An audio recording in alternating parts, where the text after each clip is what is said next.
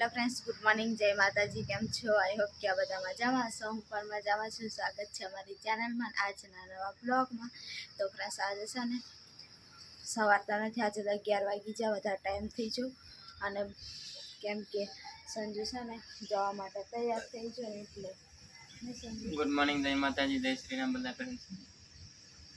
અને મેં છે ને રાંધતી હતી કેમ કે છે ને સાંજે ખૂબ જ વરસાદ પડ્યો એટલે સવારમાં ઉઠીને જલ્દી કામ જ કરતી હતી. બધું વાદળને એવું દેવાઈ રહ્યું છે એટલે પછી બહાર નીકળાય નહીં.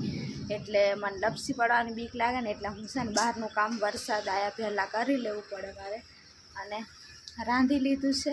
આજે દાળ ભાત બનાવી દીધા છે અને સંજુ જાય છે બાઇક લઈને સારું કરાવવા માટે. એને હવે કેમ કે અમારે છે ને પછી બધી મેં વાત કરીશ, પણ સંજુ જવાનું મોડું થાય છે. ક્યારનો 9 વાગ્યાનો એને સાફ કરીને પછી પાછું ઓઇલ નાખવાનું હતું, તે ઓઇલ લેવા ગયો. ચાલતો 2-3 કિલોમીટર જેટલું છે ને તે ચાલીને ગયો લેવા માટે. અને અત્યારે હવે છે ને ચાલુ જ નહોતું થતું તો કેટલી વાર અડધા કલાકથી એને ચાલુ કરવામાં લાગ્યો હતો. અને અત્યારે હવે હજુ બધું કમ્પ્લીટ જ કરે છે. પછી વાર લાગે ને એટલે ઉતાવળથી જવું પડે,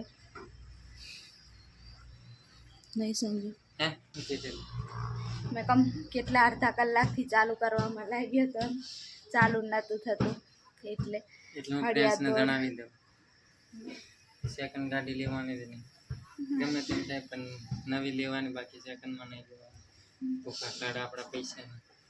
સંજુ કંટાળી જો સેકન્ડ ગાડી લઈ એટલે હવે લેવાની જ નહીં એમ કહે છે. હવે જાય ખાવાનું બનાવી દીધું, પણ એમ કે મારે મોડું થાય તો જાય જ છે. હવે ખાવા પણ નહીં રહેતું, હવે ત્યાં તો મોડું પણ થાય.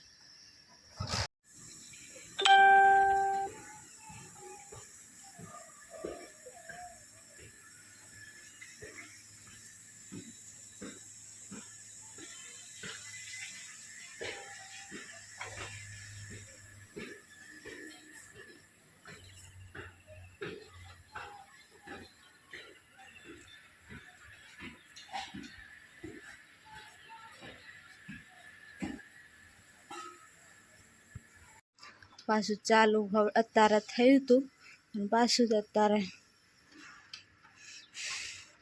મહેનત કરાવે છે. ચાલુ જ નહીં થતું ને એટલે કંટાળો આવે સંજુને. હા, કંટાળો લેવડાવી દઈશ છે. હા, સારું કરાવે તો થઈ જાય સારું.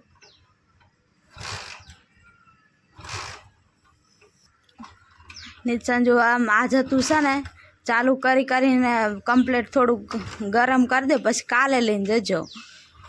રસ્તામાં જ કંઈક બંધ પડી જશે તે. હે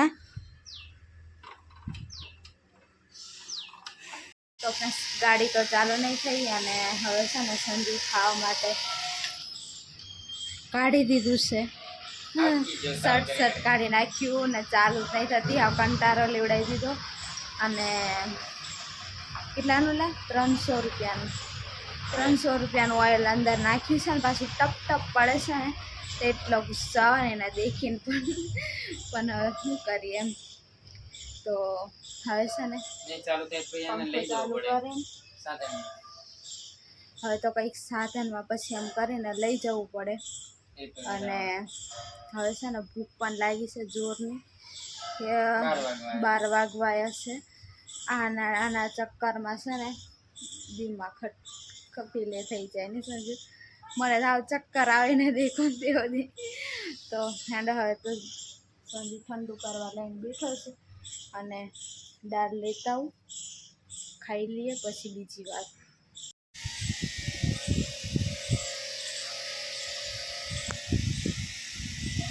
તો ફ્રેન્ડ્સ, ખાઈને પછી સંજુ પાછો ટ્રાય મારતો હતો પણ કંઈ ચાલુ નહીં થતી. તો હવે છાંટા વરસાદ આવે છે ને તો કાગળ ઢાંકી દઈ ઉપર, નહીં તો છે ને હાવ બંધ. થોડી ઘણી કંઈક ચાલુ કરવાના ચાન્સ હશે ને તે પણ પૂરા થઈ જશે. તો કાગળ ઢાંકે છે બહારની સાઈડ આ કાળા કલરનું કાગળ છે ને અને હું બેઠી છું શાંતિથી. ઢાંકી દે ને, હજુ વરસાદ છાંટા છાંટા ચાલુ.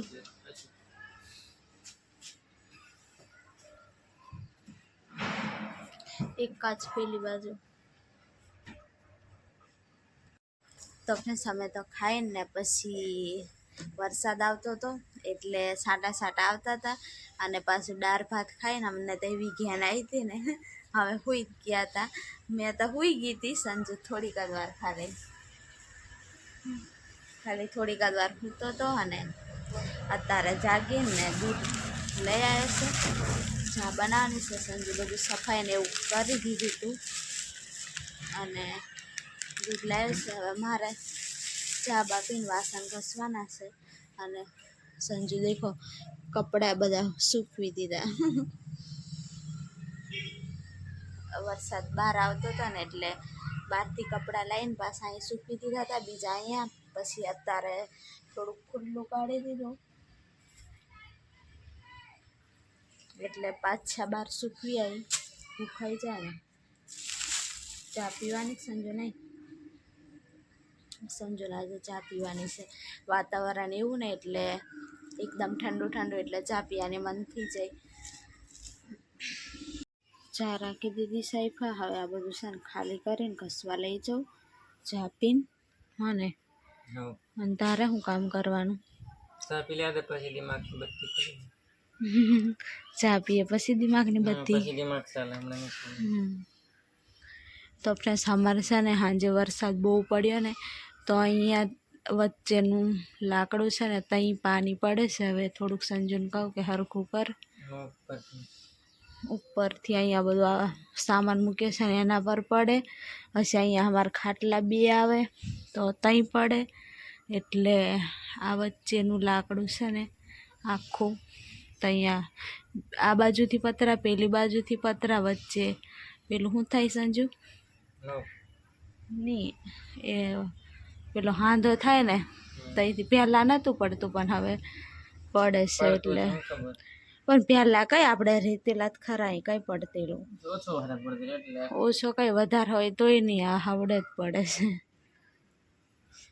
અહીંયા ખાટલો મારો હતો ને તો ઉપર જ જઈ માથું હોય ને ત્યાં જ પડે એટલે કરી દેવું પડશે. થોડુંક કાગળ થોડુંક છે પેલી બાજુ, વાસણને પેલી બાજુ એ કંઈક ફાટેલું છે પણ જુગાડ કરશે બધું હાંધીને. ચા થઈ જાય એટલી વાર. એમ કે વરસાદ પડે તો જ ખબર પડે કઈ જગ્યાએ સારું કરવાનું છે ને એવું બધું. એટલે છે ને પહેલાં ખબર નથી. આજે બરોબરનો વરસાદ 2-3 કલાક પડ્યા જ રાખ્યા એટલે ખબર પડી ગઈ કે અહીંયા. અને પેલી બાજુ આંબાની સાઈડ ખુલ્લું છે ને ત્યાંથી પણ વાસરોટ ને એવું આવે ને એટલે એ સાઈડનું બધું પલળી ગયું હતું અને લીપ્યું હતું અને પલળી ગયું નહીં. એટલે હવે 2-3 દિવસ વરસાદ પડે એમ દેખીએ પછી બાંધીએ. એમ તો ગરમી થાય અંદર પણ દેખશું હવે ગધેડાનો અવાજ કેટલો આવે.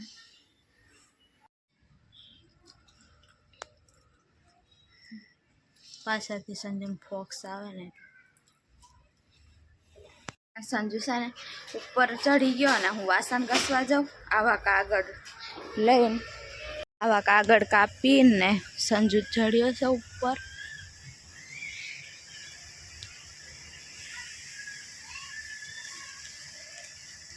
એવી રીતના કાગળ ઉપર પાથરીને બાંધે છે અને આને તો અહીંયા છાંટા આવતા હતા ને તો ઢાંકી દીધી, ચાલુ જ થી નહીં. અને ઓઇલ નાખ્યું ને તો પડવાનું ચાલુ થઈ ગયું. આવું શાનું કામ.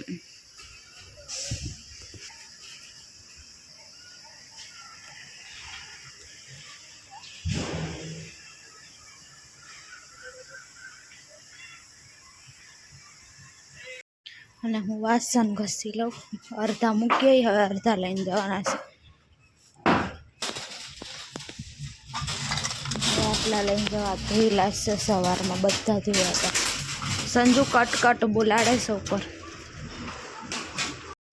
છે ને વાસણ ધોઈ લઈ કમ્પ્લીટ.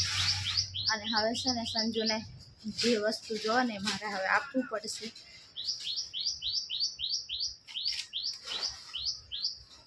તો આ દોરી જોતી હતી સંજુને, આપી આવું. પત્તા શેક નહીં ખબર નહીં.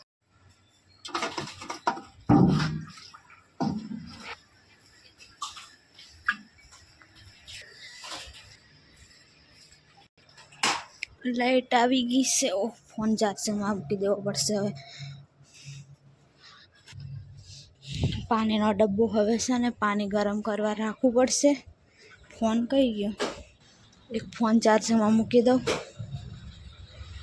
તો ફ્રેન્ડ્સ બાઇકને છે ને એન્જિન ખરાબ થઈ ગયું છે, ઓઇલ નાખાય છે. નીચે ડીશ મૂકી દીધી છે. આવી રીતના થઈ ગયું છે અને આજે ચાલુ થઈ નહીં. 2 કલાક 1.5 કલાક સુધીમાં થયો પણ કંઈ ઠેકાણું પડ્યું નહીં. વરસાદ આવે એવું કરીને પછી પાછું ઉપર કાગળ મૂકી દીધું. હવે કાલે ચાલુ કરી જવું, કદાચ લઈ જવાય ને તો લઈ જાવ, નહીં તો પછી કંઈક સાધનમાં મૂકીને લઈ જવું પડશે ગેરેજ સુધી. એવી રીતના છે બધું ગાડીનું કામકાજ. એન્જિન બનાવવાનું છે, લઈ જવું એ વિચારતો હતો પણ હવે ચાલુ થઈ નહીં એટલે નહીં લઈ ગયો. કાલનો દિવસ કેવો રહી આવ ખબર નહીં. તો ચાલો ફ્રેન્ડ્સ મળીએ.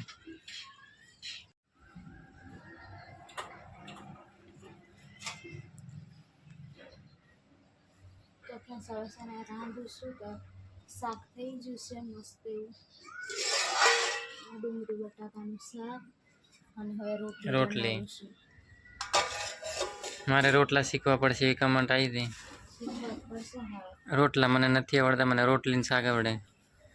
હું કહું બનાવું એમ પણ તો કે હું બનાવી નાખીશ એમ કે, એટલે પછી હું નથી બનાવતો ને આ પાણી ગરમ થઈ ગયું ના આવું. મારે જવાનું તાર થોડું. પછી ગરમ કરી આવીશ. હા. તો પ્લસ ચૂલે છે ને આવી હાલત થઈ જાય છે ને હવે મેં કહું કે કહી દઉં. કમેન્ટ પણ આવી હતી ને, ઘણી બધી કમેન્ટ હતી કે તમે કઈ બાજુ રહો છો અને કઈ જગ્યાએ રહો, કઈ સાઈડ. તો અમે છે ને પાવાગઢ નજીક કાલોલ છે ને એની નજીક ગામડું છે ને સંજુ, પાવાગઢ બાજુના છે અમે.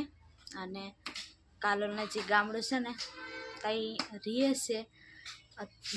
અને તમે બ્લોગમાં જોયું હશે કે અમારું ઘર. તો ફ્રેન્ડ્સ એવી રીતના છે. તો કમેન્ટ ઘણી બધી આવતી હતી કે તમારું કયું ગામ, કઈ સાઈડ રહો, કઈ ના છો તમે, એવું બધું. અને નવા હું નામ હતું સંજુ? લંડનથી પેલા હતા એ નવા, યુકેથી હતા નવા સબસ્ક્રાઈબર.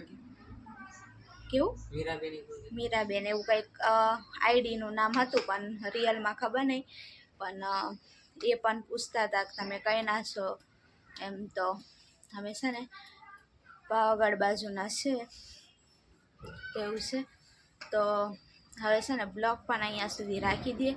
અને નવા હોય તો લાઈક શેર ને સબસ્ક્રાઈબ કરી દેજો.